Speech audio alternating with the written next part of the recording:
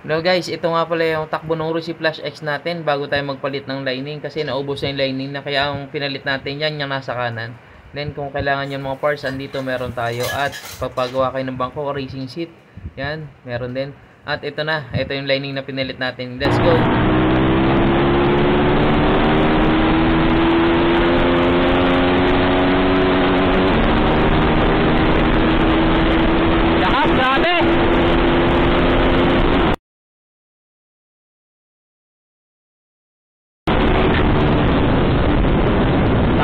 Nakakatakot, gago.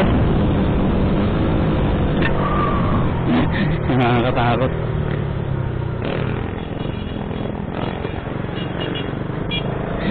Nakakatakot, gago.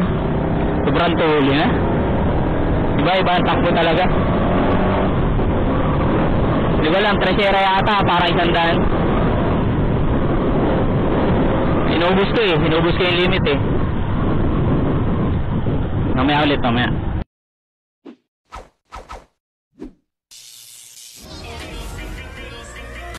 Ito na guys, nung nagpalit tayo ng flash lining, may angkas pa ako dyan sa kamay ko sa harapan. Let's go!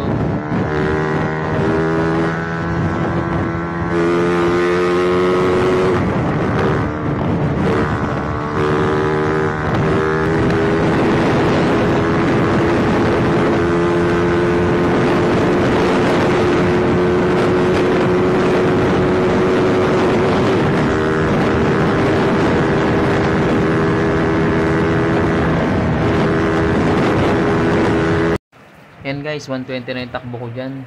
Nangkas pa ako dyan, saka may tool sa gitna. Ito 121 kp. Ito 120 takbo. Nangkas pa ako dyan.